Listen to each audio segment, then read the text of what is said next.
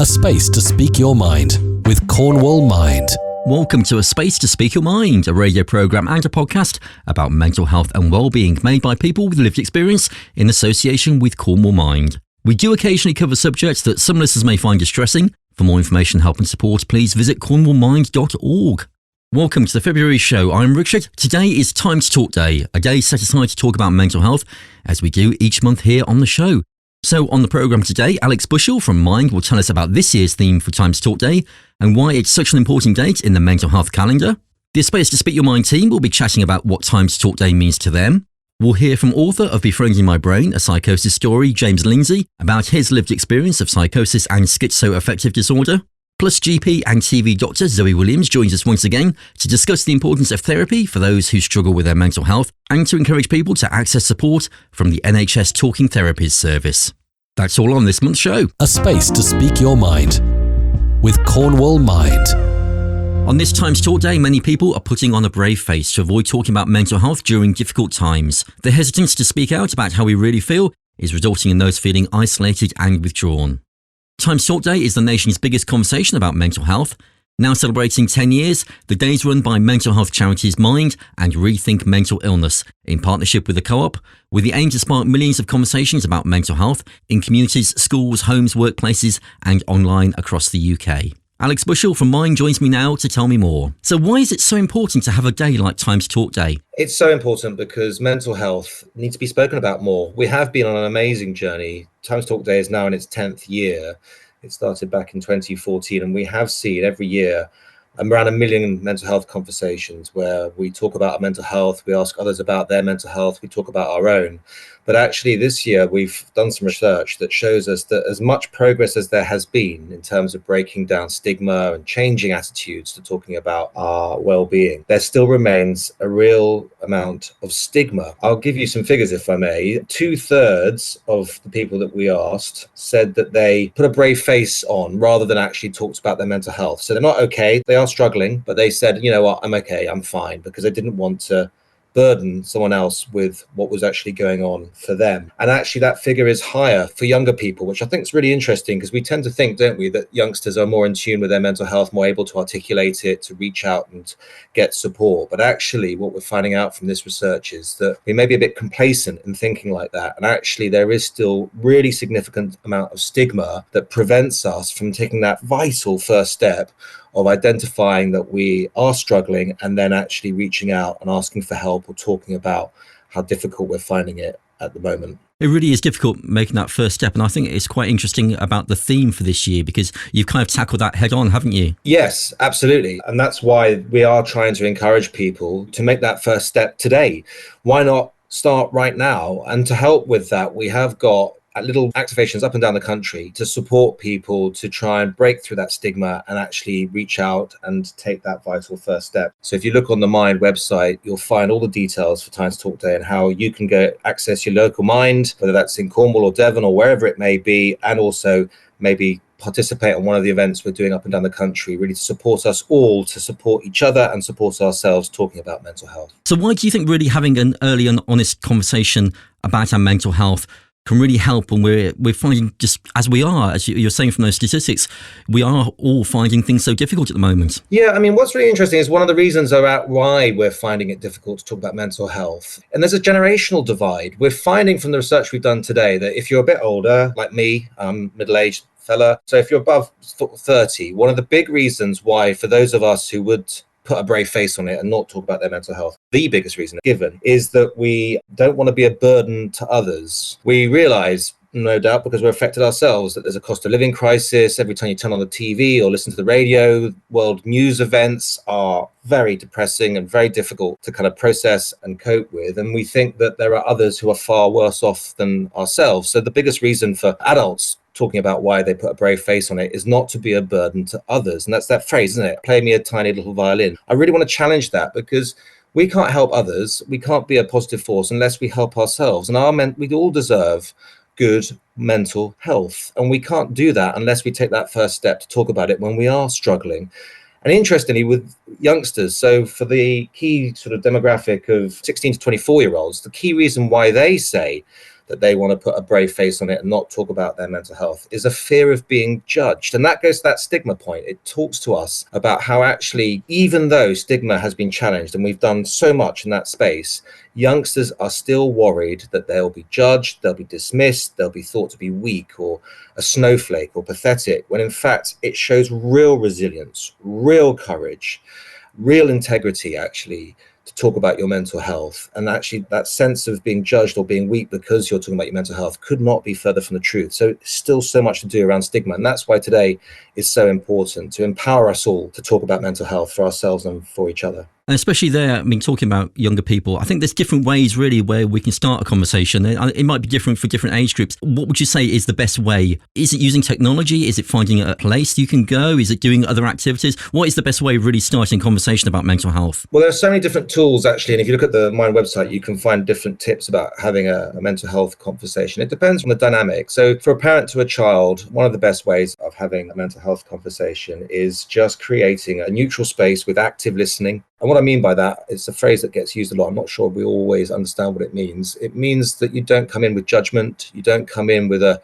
fix it at all costs kind of approach, just creating a space where someone feels empowered and trusted to tell them how they are without a rush to try and either say snap out of it or, right, let's do this X, Y, and Z.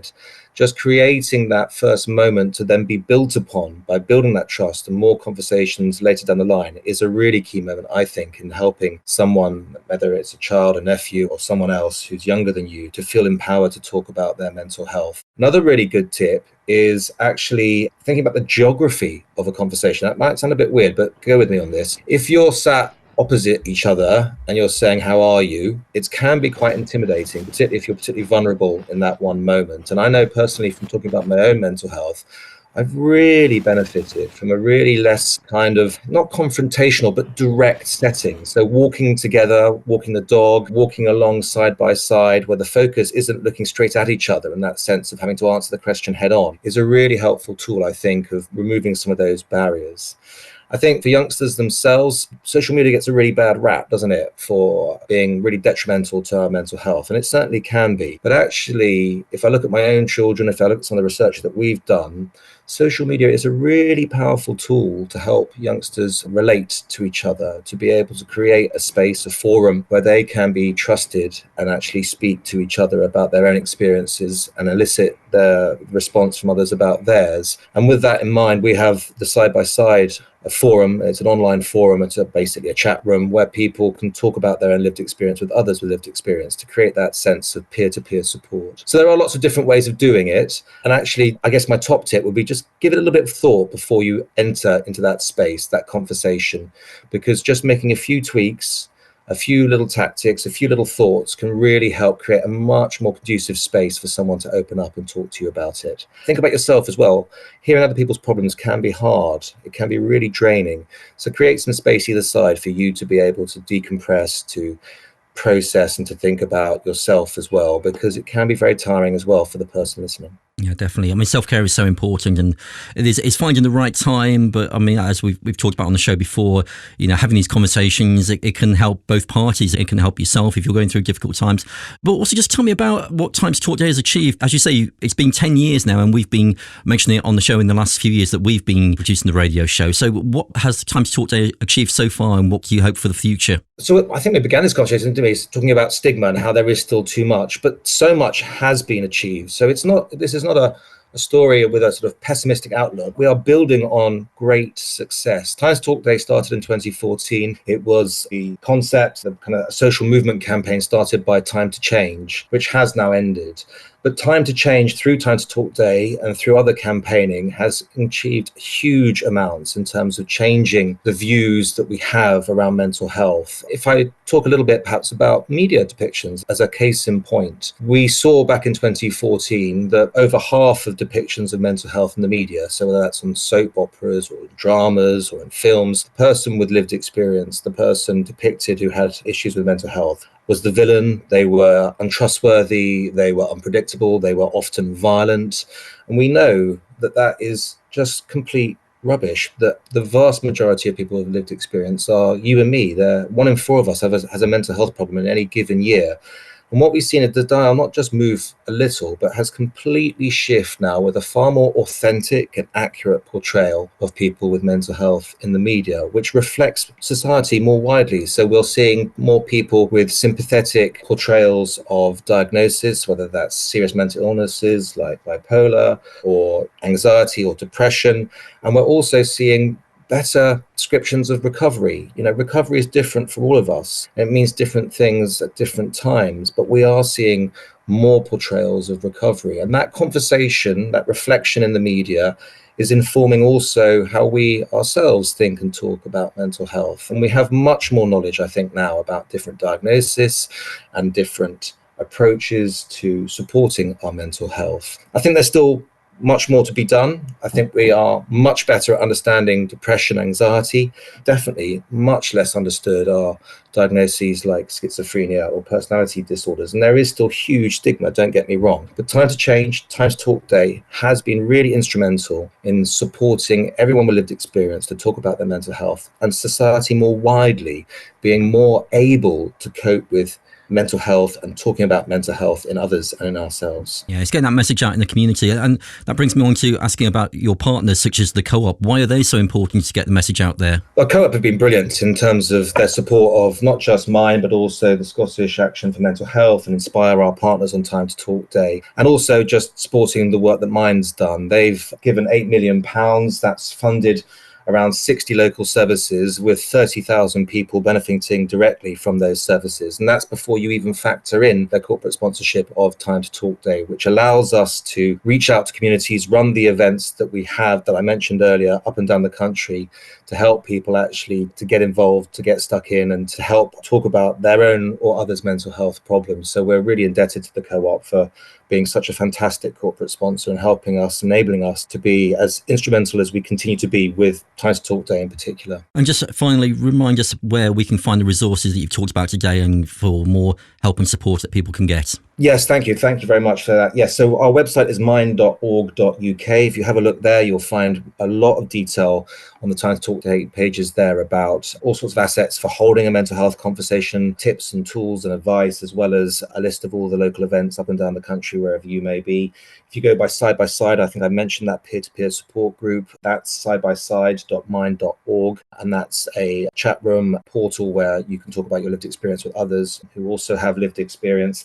And then finally, there's our info line. So that's a telephone service, 0300 123 3393. Give that a ring and you'll get information about mental health that will really help you take that first step to getting support for whatever it is that you are struggling with. Thank you so much. That's Alex Bushill from Mind, who's joining us here on Time to Talk Day. A space to speak your mind with Cornwall Mind.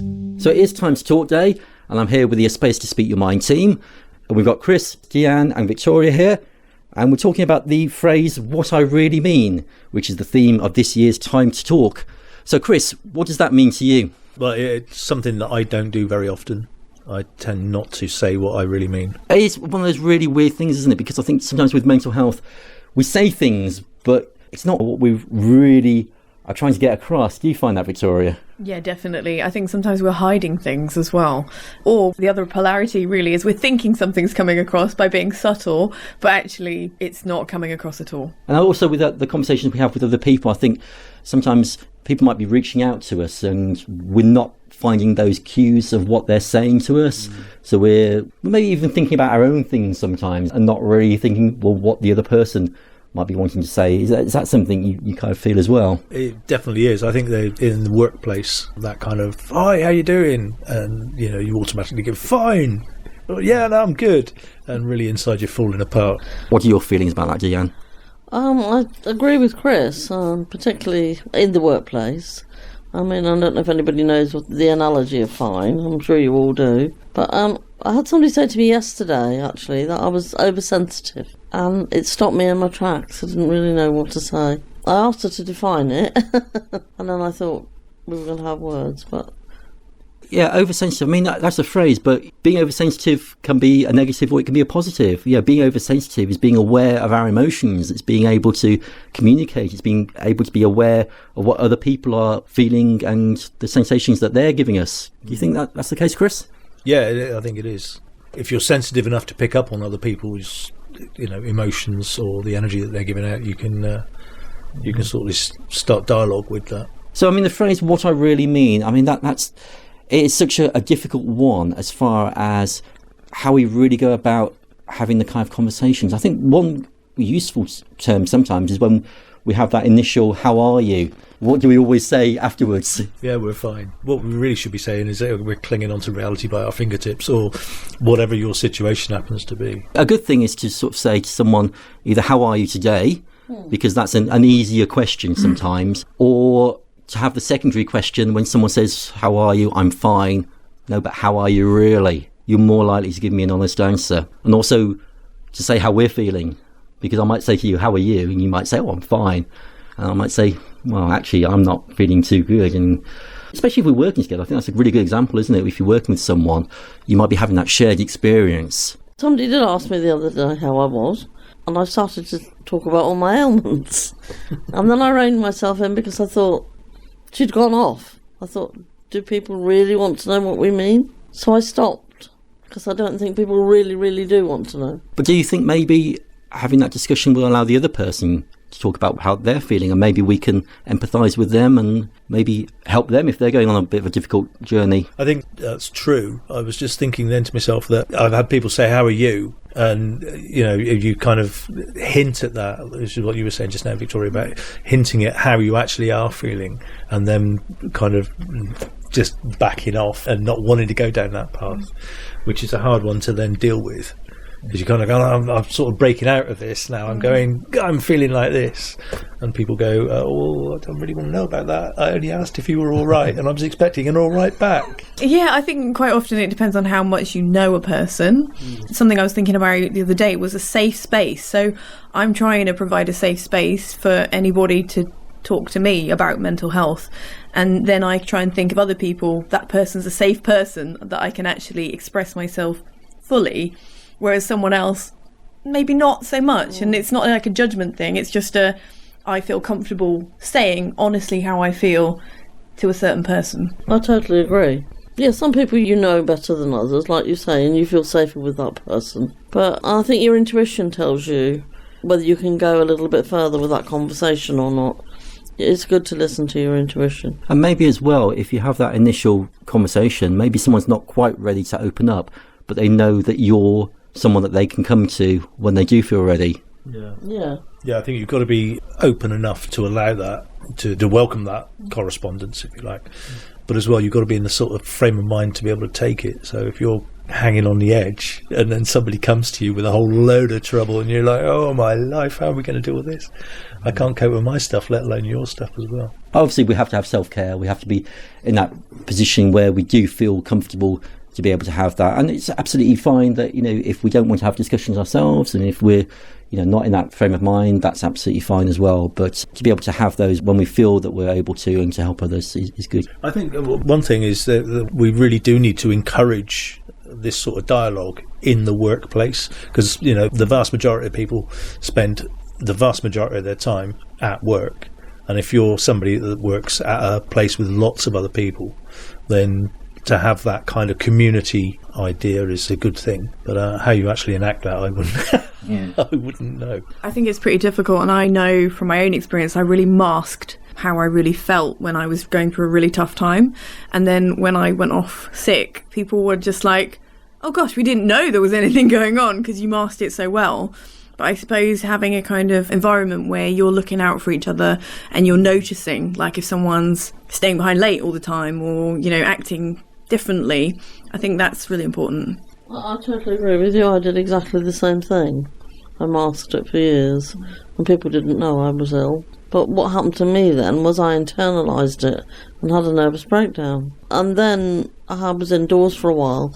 When I started going out, people started saying, "How are you?" And I thought, right, I'm really going to be really truthful. And they just walk away. But I did say to people, "Do you really want to know? Because if you do, I'm going to tell you." And you weed people out. And once you had that conversation, how did that make you feel that you were actually then able to open up and talk openly? Yes, definitely. definitely. I decided that that was my way forward. I doesn't mean to say I was going to see everyone I saw, I was going to tell them all my business and all my ailments, but I weeded out the people that made me feel comfortable. So I surrounded myself with the people that I wanted to be with. So that was the good thing that came out of it, really. So yeah, a few things to bear in mind there. So thank you on this Time to Talk Day to Chris, Deanne and Victoria for sharing your thoughts here on the Space to Speak Your Mind. A space to speak your mind with Cornwall Mind. It is a Space to Speak Your Mind. I'm joined by James Lindsay, who's the author of Befriending My Brain, a Psychosis Story. So thank you for being here, James. Thanks so much for having me.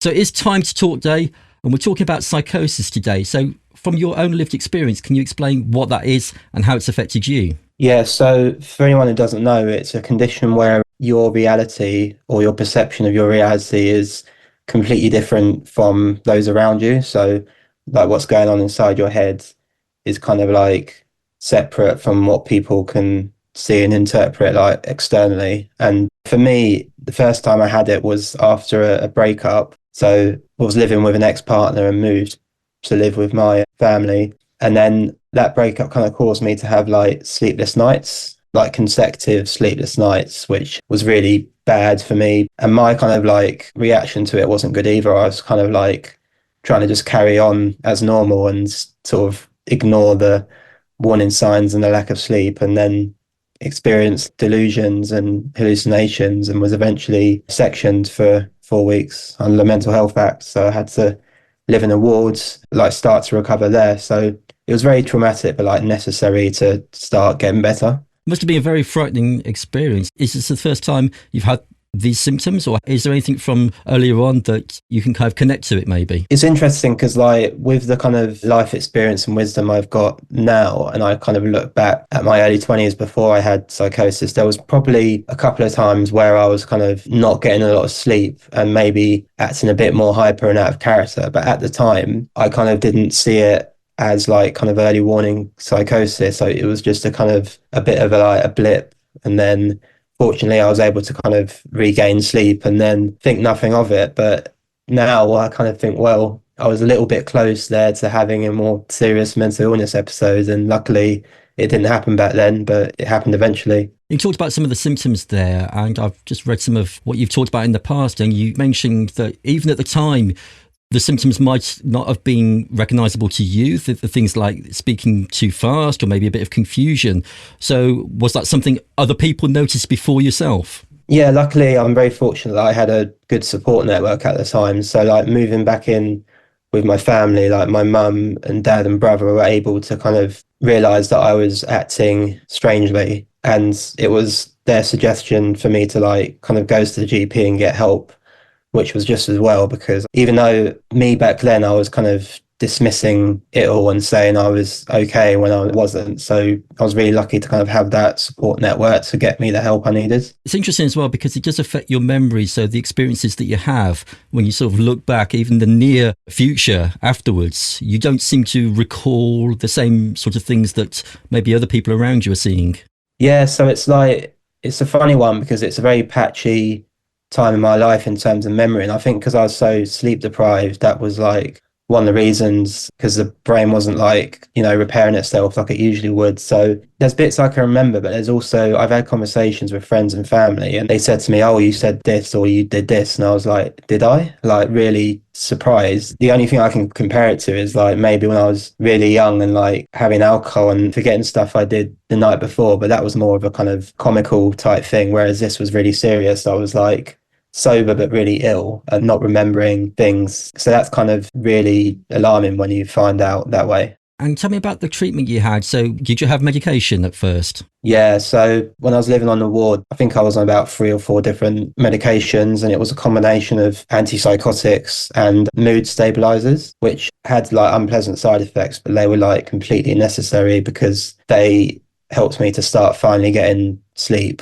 And then the sleep helps your brain recover. and the mood stabilizers kind of help you, I guess, behave more sensibly and not so erratic. It wasn't nice at first having medication, but like it needed to be done because you need that intervention. With psychosis, I've since learned that the earlier the intervention, the stronger the recovery. And interesting as well from your book that you talk about medication. And I think this is so true for a lot of conditions, is that we might not automatically be put on the right medication. And it's sometimes through that process for us to maybe recognize that and to talk about what the symptoms are that we're getting from the medication so that we're put onto the right one eventually. Yeah, I definitely wasn't good at first at articulating about how the initial medication I was on wasn't working for me. I wish I'd been more honest sooner to the doctors and people like that. And also, I was very, at one point, anti-medication, like kind of determined that I wanted to overcome it myself. And now I'm like much more pro-medication, and I still take it now. And I really like being on it now. I know I can take it and then I'll have a good night's sleep and I'll stay mentally well. Whereas if I stop taking it, I'm more likely to have another relapse. And you talk about sleep a lot. I mean, that is such a cornerstone of our well-being, and we do take it for granted, don't we? Having the right amount of sleep can affect our whole well-being. Yeah, I think I definitely took it for granted growing up. And then I think being at university and being used to not sleeping a lot, being on nights out and being able to function on a little sleep, and I got used to it. And then the mid-20s learned the hard way how important sleep is. And without it, I would just be in a lot of trouble, basically. And you offer cognitive behaviour therapy at CBT. So people may have heard of this before, but don't quite know exactly what it is or how it helps. Can you explain a little bit about how that was for you? Yeah, so I think I had about 8 to 10 sessions, and I had one session a week. It was through the NHS, and I felt lucky that the person I got matched up with, the person who was delivering the sessions, was like really good with me, like a really good fit. And she was able to kind of make me realise that how I was viewing my own opinion of myself was quite low. So there was like a sort of self-esteem thing there, and also that my way of dealing with stress was not a long-term benefit. I was just sort of avoiding all stress rather than kind of embracing it a little bit and then being more resilient and being able to deal with it. It was just a lot of things we unpacked that kind of needed resolving, and I'd get weekly something like a worksheet to think about before the next session, and there was just loads of practical tools and steps that she kind of introduced me to that made me realise how to take care of myself better and to have more empathy and more self-compassion. So again, I'm a really big advocate for that type of therapy. I think it could benefit anyone. Yeah, I was going to bring that up because I think self-compassion is so important. I think sometimes we don't give ourselves that self-care. And again, it's one of the cornerstones of mental well-being to recognise how we are, but also have that self-care and not treat ourselves badly when we are going through these bad times. Yeah, definitely. I used to be terrible. Like I was so hard on myself, and I'm not sure where it came from, but I was just so sort of negative, and like if I did something which was good and positive, I'd sort of almost dismiss it, like I should be doing that anyway, or I should be doing better. But after CBT, I was very much thinking about all the little things that I did positive that day and actually reframing it and congratulating myself and just giving myself that positive reinforcement. And it's like a snowball effect. Once you start thinking that way, it starts doing wonders for your well-being more than you realise. And you've talked about schizoaffective disorder. Can you explain the difference there and the nuances? Yeah, so that's my current diagnosis and condition. So it sits on the spectrum with, so schizophrenia is on one end of it and then bipolar is on the other end. And it sits somewhere in the middle because it shares symptoms with both of those. So it's both like a mood disorder and a psychotic disorder, if that makes sense. So I think I'm more towards the schizophrenia end of it because at the moment I take an antipsychotic, but I don't take mood stabilizers. But I am try and be very self-aware of like my moods. So if something happens to me on a day and I kind of react to it, I kind of have to step back and almost tell myself not to take it too personally. It's sort of a condition that I manage and I live with. I'm quite stable, but it's because of the medication. It's preventing me from having further psychotic episodes where I would lapse back into that psychosis if I didn't take the medication, if that makes sense. And just through your own investigation, and I know you do look into these things quite a lot, have you discovered possible causes for that particular diagnosis and also what the treatments are? I think there's like multiple things. So I think some people think there's a genetic part of it. you're more likely to have it if your parents have had it. But that's not the case with me, because both my parents that haven't had mental illness conditions. And I think it's to do with life events, trauma, that can make it more likely. Also, I think some people say about how it can be higher in different kind of ethnic communities as well. And the treatment side of things, does that differ at all, or is it still the same sort of process? I think the treatment is different for everyone. I know people who also take the same medication as me and it works for them, but also I've had chats with others who have taken my medication and said, oh, I didn't get along with that. I had a bad reaction to it, because everyone's got different brain chemistry. And similarly with the therapy, I personally found it really helpful, but I guess everyone's got a different experience of it. And I always say, if you had a bad experience with medication or therapy, to not think of it that it will always be like that. Because before I got ill with my ex, we had couples counselling and I had a bad experience of that. And like, that almost made me a bit anti-therapy as a result, but then I had good CBT. So now I've realised that it depends on who you're matched up with, and it also depends on where you are in your life. So there's so many factors that go into it. And today we're recognising Time to Talk Day, a really important time to talk. And I know you're very passionate about, in employment, having those open conversations. So what would your advice be for those that maybe are going through difficult times, and also for employers as well, as far as what the employers can do to make the situation easier for those of us that are working? Yeah, personally, one thing that I'm going to make sure I do is, because I'm in quite a few different group chats, both on WhatsApp and Teams at work, both work colleagues and also friends. And I try and make an effort to sort of message people directly rather than just in the chat, and just have that sort of check in and catch up with them that way.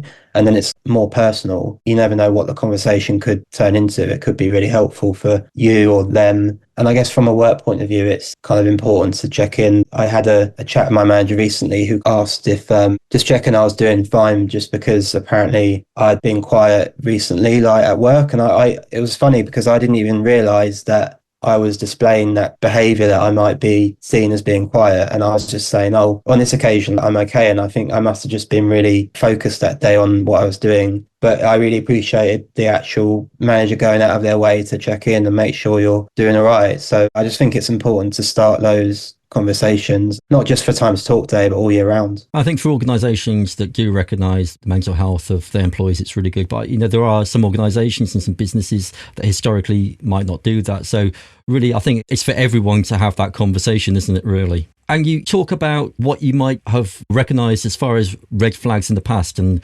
hindsight is a great thing. But for someone, again, that may be going through a difficult time at the moment, are there things that you wish you'd known at the time? Yeah, there's lots of different answers to that, because when I had my first psychotic episode, I wasn't aware of all the different organisations out there who offer support. I thought it was just NHS and that's it, really. But the charity I work for now, who are a mental health charity, I wasn't even aware they existed when I got ill, for example. There's a lot of organisations out there, both corporations and charities, who are doing amazing things. So I'd say, see what's out there that could help you. And definitely don't try and go through it alone, because from experience, I've tried that. It's the hardest way of dealing with it. So definitely use the help. Yeah, just having that first conversation, sometimes it's just enough to take that pressure down just slightly, so that if we are going through a crisis situation, having a conversation can work wonders, really. Yeah, my mum and dad always said to me when I was a kid that a problem shared is a problem halved. And I had that growing up. I feel lucky that I had that, because it made me realise how important it is not to bottle things up.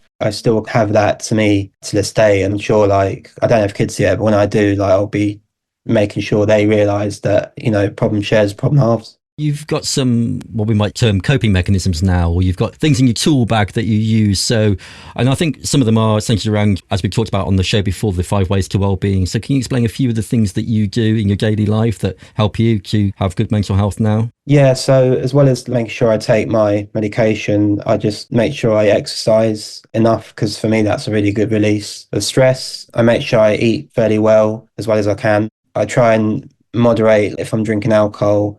Trying to moderate that, because that can kind of make things worse. It's quite nice to not have to deal with the effects of alcohol, and I might be extending dry Jan, because it's kind of made me realise how much difference it makes to your overall well-being to kind of avoid it. It's never one thing, it's like a kind of combination of things, isn't it? Food, exercise, health, everything, really.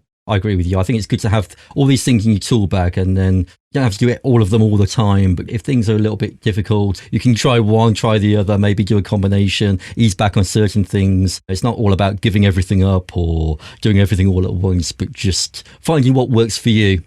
Also, talking to other people. I know for you, writing is such a big thing. You've got your book out, you do blogs as well. That's such a powerful thing, isn't it, to have a creative outlet and to be able to talk and help others along the way?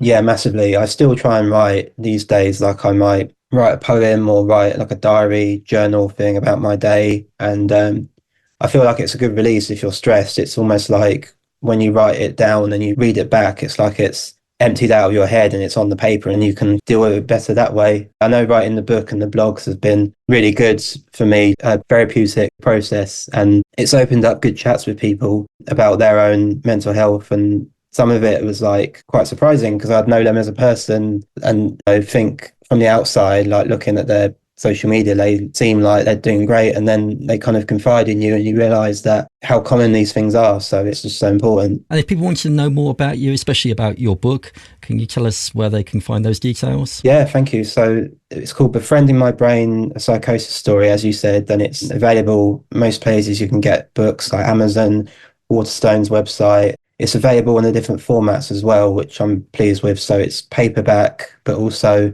ebook, Kindle, and recorded the audiobook last year as well, and that's on Audible. So it's good to get that version out there too. And yeah, I'm on all the socials, James Lindsay _23. So I'd like to post blogs and any stuff I do on there. So yeah, thanks for letting me share that.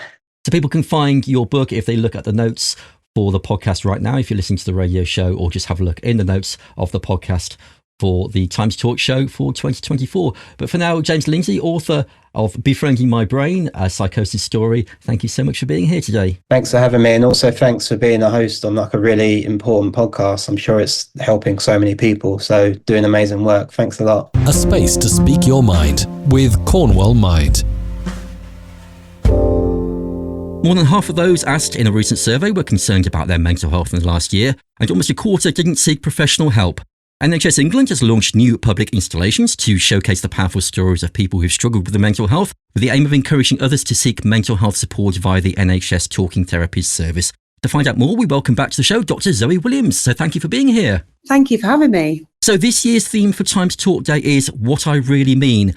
And I think we aren't really having enough conversations about mental health with people in our lives. So why is it so important that we open up about our mental health? Well, a recent survey from the NHS found that 52% of people, so more than half of people, said they were concerned about their mental health last year in 2023. And 19%, so 1 in 5, were very concerned. So it's incredibly important that we're having conversations about our mental health in normal day-to-day conversations. And we tend to do that thing, don't we, where we say, how are you? And we say, oh, I'm okay, not so bad. But it's really important we follow up with that really important special second question, which means I really genuinely want to know how you are. Because with that number of people struggling, it is concerning. But the message I'm here to talk about today is that there is an NHS service available to people. NHS Talking Therapies are currently doing a campaign to raise awareness that they have a talking therapy service that is free and confidential and available for people to access support, whatever mental health issue it is that they're dealing with. So just explain really why, because I think we have preconceptions really about therapy, don't we, sometimes? And I just really want to know from your point of view, why is therapy so important for people to seek if they need help with their mental health? Yeah, well, I mean, there's lots of evidence that therapy can improve the mental health situation for the majority of people. And in fact, this same survey found that those who have accessed help for anxiety disorders or depression, over 2/3 of them, 67%, said that they haven't had an improvement. And it's not just about treating the issue that's right there in the moment. Talking therapy can give you the tools to take throughout the rest of your life, because we know that life isn't necessarily always going to be plain sailing. So it's not just dealing with one issue for people, especially people who are prone to things like depression or anxiety. It is likely that it's something that you will live with forever. So having those tools can be ascertained through working with a therapist is a lifelong skill, really, to help manage your mental health. And I think that's what's so important. But through NHS Talking Therapies, there are a whole range of therapies that are available depending upon your symptoms. So it might be that you might be best suited to counselling for depression, but there's also CBT, there's mindfulness-based therapy, and there's also guided self-help. So I think sometimes people think that their issues aren't bad enough, aren't severe enough to reach out for help. But for a lot of people, this guided self-help, which is where you'll be given access to something like an online course to work through in your own time, but with a therapist checking in and seeing how you're getting on with it, that can be an incredibly helpful resource for some people. So never think that your issues aren't bad enough or aren't deserving enough of therapy, because there are lots of different types of therapy that can be matched to you and your individual circumstances. I think it's really having that toolkit, isn't it? So just when you need a little bit of extra help, you've got those things, because I think sometimes it can be a bit overwhelming for us and we don't quite know what to do. But just having some of those simple things that can just help us through our difficult periods in life. Yeah, so I mean, CBT is a great example of a type of therapy which teaches you ways to sort of break the loop between your thoughts, your behaviours and your emotions. And it really is a tool for life. And I think sometimes people are put off from therapy because they think, oh, a therapist is going to want to know my life history. They're going to want to know what happened about my traumas in my childhood. And that's often not the case. If people are struggling with anxiety, for example, or obsessive compulsive problems, then CBT is a really great evidence-based form of therapy, which doesn't require you to necessarily go back and deal with all the things from your past. It can just help you deal with the links between what you're experiencing right now. So don't be put off. And I think also important to mention that for people who don't speak English as a first language, they have multilingual therapists available and even British Sign Language therapists. So there really is something for everybody. Tell me about these notes to self installations that have been created as well. Yeah, so around the country, so in Manchester, in Birmingham and in Slough, there are some individuals who've shared their stories about how therapy through the NHS Talking Therapies have helped them. And the idea of this notes to self is often we will admit to ourselves that we're not really coping, that we're struggling and that there's a mental health issue. But it's when we share that with others and we open up about it that we can start to heal and get better. So there's something really important in just taking that first step. So if people are listening to this now and thinking, do you know what, this is me, I'm not really coping, or I am coping, but I'm on the cusp of not being able to cope, then, asking yourself that really honest question, would I benefit from some support? And if the answer is yes, don't think beyond that first step. You just have to take that first step, which is asking for help, either through your GP or you can self-refer to NHS Talking Therapies online. The website for that is nhs.uk/talk. I think also as well for people in our lives, because I think we're seeing people in our family and our friends that might be going through a bit of a difficult period, and it's sometimes difficult to have that first conversation, but opening up ourselves a bit about what's going on in our lives can create that discussion that maybe we can help someone else and point them to the talking therapies as well. Yeah, and I think that's what brings me back to that 52%. 52% of people who were questioned in this NHS survey said they'd been concerned about their mental health last year. So, if that's you, you're not on your own. You're actually in the majority, not the minority. So asking somebody else how they're doing and then really meaning it, really wanting to know, or opening up yourself, it's just a really, really important thing to start that conversation. And I think if you're worried about somebody else, then I think sometimes people are afraid that if they bring up the topic of mental health, or even if they're really worried about somebody, if they bring up the topic of suicide, that they might cause the person to become suicidal, or it could be detrimental to a person's mental health. But we know that absolutely the opposite is true. You will never injure somebody's mental health by opening up the conversation, and you will never lead somebody to become more suicidal by asking them the question about suicide. Actually, what you do, you open a line of conversation when they might feel completely on their own and that they can't talk to anybody. You offer them an opportunity to open up. So don't ever be afraid about having that conversation. You will always do more good than harm. I mean, it's as simple as just having that conversation can actually just save someone's life. Exactly. You could potentially save somebody's life, but people are very fearful. So, whether it is a family member, a close friend, or even somebody you don't know that well, a neighbour that you've noticed isn't coping, somebody at work, don't be afraid to have that conversation with somebody, obviously in a private and very caring and compassionate way. So where can we find out more about what we've been talking about today? The best place to go is the NHS website, and the actual web address is nhs.uk/talk. Dr. Zoe Williams, thank you so much for joining us today. Thank you for having me. A space to speak your mind with Cornwall Mind. I'm Richard, and that is all for this month's show for our special Times Talk Day. For support and information for better mental health, you can visit cornwallmind.org or call the Mind helpline during office hours on 0300 123 3393.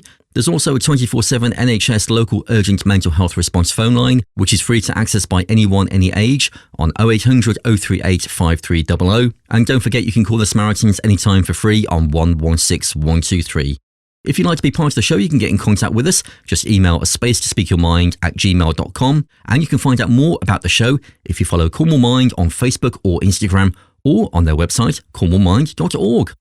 A space to speak your mind with Cornwall Mind.